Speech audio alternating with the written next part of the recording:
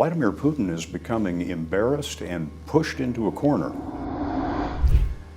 And I wonder, Mr. President, what you would say to him if he is considering using chemical or tactical nuclear weapons.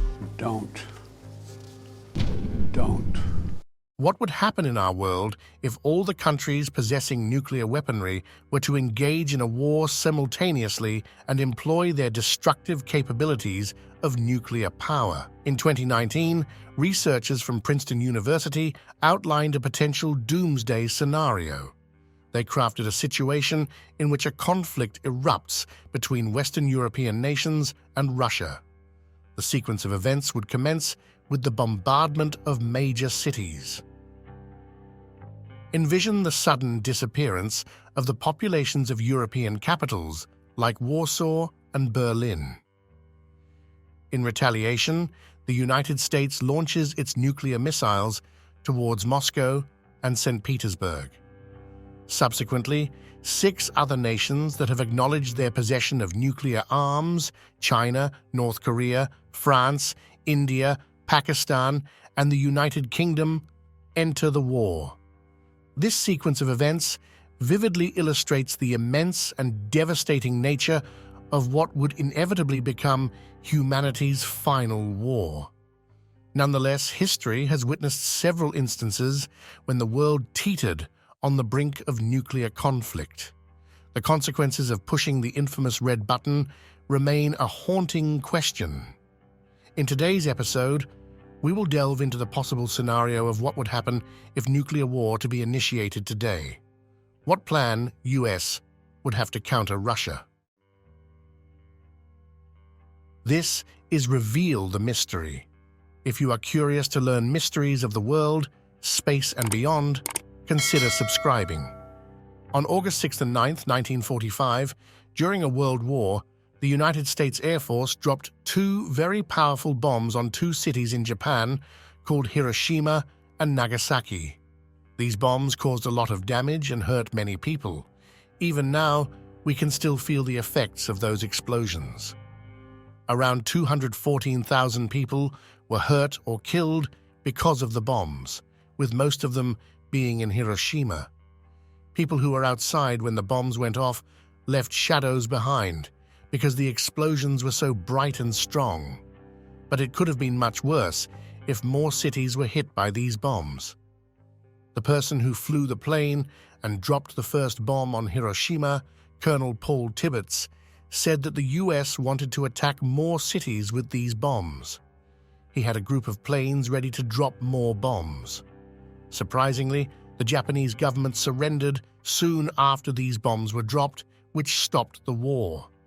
The American scientists working on these bombs were amazed by how powerful they were when they tested one in the New Mexico desert on July 16, 1945. The head scientist of this project, Robert Oppenheimer, wanted to make a way to produce many of these powerful bombs. They could make about 3 of one type of bomb and 1 of another type every month. The first bomb they tested was even stronger than they thought it would be. After testing the bomb, the leader of the project, Leslie Groves, told Oppenheimer they might need to make 3 bombs instead of 2. They were planning to use the 3rd bomb on a city called Tokyo, but Tokyo had already been badly damaged by other attacks. After the World War, some countries were thinking about starting another big war, but this time with powerful nuclear bombs. The United States and United Kingdom wanted to attack the Soviet Union, which was a big country led by a government that the US and UK didn't like. They had secret plans to use these bombs to destroy the Soviet Union and its cities. They were worried about the Soviet Union's soldiers in Europe, and they didn't trust the Soviet leader, Stalin.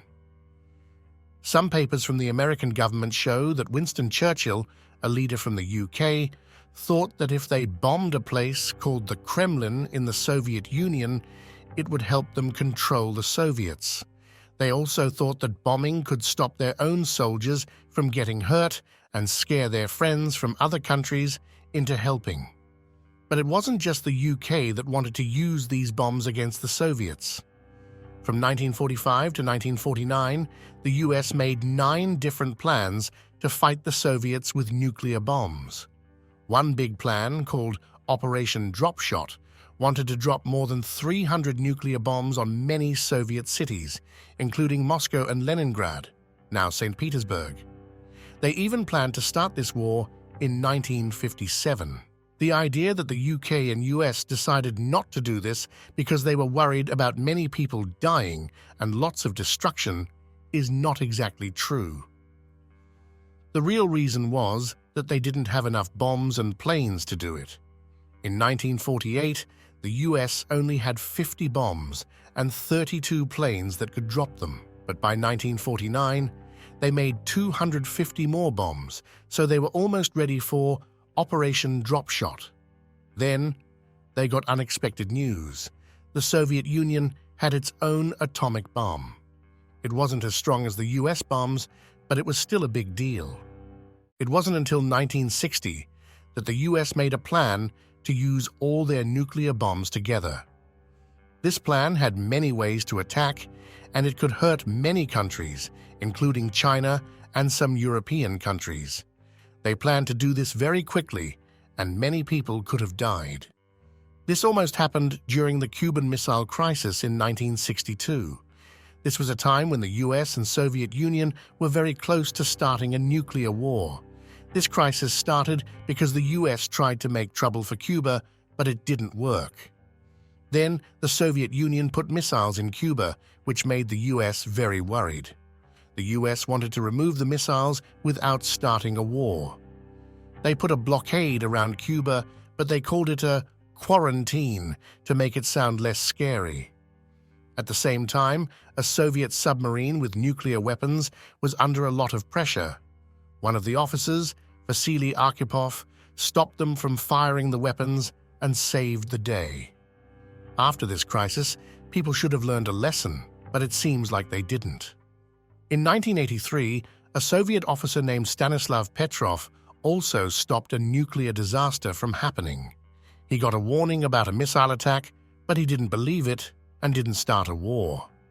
Then, in 1995, Russia thought a missile was coming from the US, but it was actually just a research rocket. These mistakes could have led to big wars. Even though these near disasters happened, the world still doesn't seem to understand the danger. In 2023, the doomsday clock, which shows how close we are to a big war, moved very close to midnight because of problems in Ukraine. But it's not just Ukraine that could be in danger. Taiwan and Japan could also face nuclear threats from China and North Korea. If a big nuclear war happened, it could hurt the whole world. Many bombs would explode, and there would be lots of dangerous stuff in the air. This could make it very cold and cause many people to die from hunger and sickness.